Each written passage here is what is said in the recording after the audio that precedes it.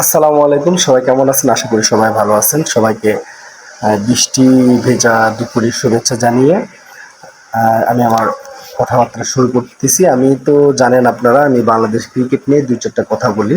যা বলার, যা ক্ষোভ, হয়তো ছোটবেলা থেকেই ক্রিকেটের সাথে অনেক জড়িত বা খেলাধুলা করছি এবং দেশকে অনেক ক্রিকেটের জন্য ভালোবাসি। আমাদের দেশের প্লেয়ারদের মাঝে সে প্রতিভাটা আছে, কিন্তু সে প্রতিভাটা বিকশিত করতে পারতেছে না কিছু বাধা বিপত্তির কারণে। আগামী ২ তারিখে, জুলাইয়ের ২ তারিখে বিসিবির যে একটা মিটিং আছে, এই মিটিংয়ে উচিত হবে টি-টোয়েন্টি ফরম্যাট থেকে শান্তকে বাদ দেওয়া, মানে ক্যাপ্টেনশিপ থেকে। এছাড়াও তাকে দলে রাখারও চিন্তাভাবনা বিসিবি বোর্ডের সভাপতি বা সদস্যদের নিতে হবে। ক্যাপ্টেনের দায়িত্ব কি, এটা নিয়ে সেখানে আলোচনা করা জরুরি। ক্যাপ্টেন কি করবে, ক্যাপ্টেন কি দল নিবে, কাকে খেলাবে না খেলাবে, এটা প্রত্যেকটা ক্যাপ্টেনেরই দায়িত্ব থাকে। সাকিব আল হাসান তো প্রেস কনফারেন্সে এসে বলেই দিছে যে দলে কে খেলবে না খেলবে সেটা ঠিক করে ক্যাপ্টেন আর কোচ। কিন্তু দেখা যায় যে ভারতের সাথে খেলার সময় তাসকিন আহমেদকে নেওয়া হলো না দলে, দুটো পেসার নিয়ে খেলানো হলো, কিন্তু তাসকিন আহমেদ কিন্তু সহকারী অধিনায়ক। তাসকিন তার আগের ম্যাচ খারাপ খেলার কারণে তাকে দলে নেওয়া হলো না। এটা যে কোন প্ল্যানে তাসকিনকে নেওয়া হলো না সেটা আমার বোধগম্য হয় না। কারণ তাসকিন যদি ভালো করে তাহলে শান্তর চেয়ার নিয়ে সমস্যা হতে পারে, শান্তর ক্যাপ্টেনশিপ নিয়ে সমস্যা হতে পারে। ঠিক একইভাবে বলা যেতে পারে যে যেটা উনি আগে চিন্তা ভাবনা করছে এটা অবশ্যই বাস্তবে সেটা হবে। শান্ত যে কোন প্ল্যানে কথা বলে বা কোন প্ল্যানে চলতেছে সে নিজেই জানে। তাসকিন তো আমাদের আপকামিং ক্যাপ্টেন। ভারতের সাথে যে ভারত বা যে আফগানিস্তান পাকিস্তানের সাথে যে টি-টোয়েন্টি আছে, এদের তাসকিনকেই আমার মনে হয় যে ক্যাপ্টেনশিপটা দেওয়া দরকার।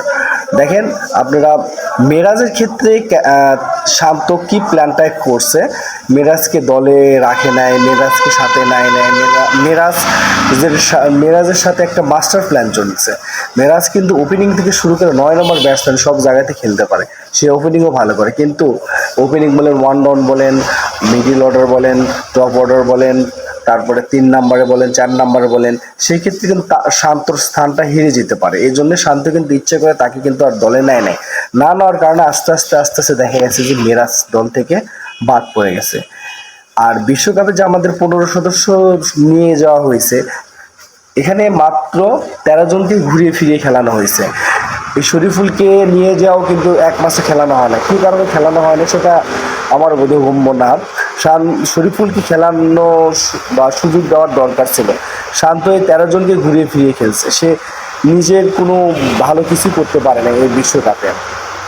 গেইলের একটা ভিডিও দেখলাম, গেইল বলছে বাংলাদেশে এটা একটা মানে গ্রেট অপরচুনিটি ছিল যে এই বিশ্বকাপে আফগানিস্তানের সাথে জিতে হচ্ছে সেমিফাইনাল খেলা, কিন্তু বাংলাদেশ এটা কেন করলো না, তার কাছে একটা কেমন একটা প্রশ্নের বিষয় জেগে উঠছে যে বাংলাদেশ এটা কেন করলো না।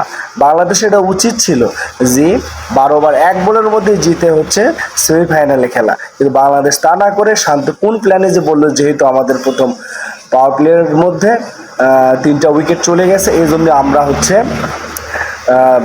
ম্যাচ ১২ ওভার ১ বলে না জিতে আমরা হচ্ছে ম্যাচ উইনের চিন্তা ভাবনা করতেছি।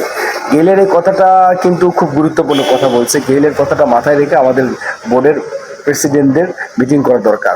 শান্ত বলেই তো গেছে যে আমাদের থেকে ভালো কিছু আশা করা সম্ভব না।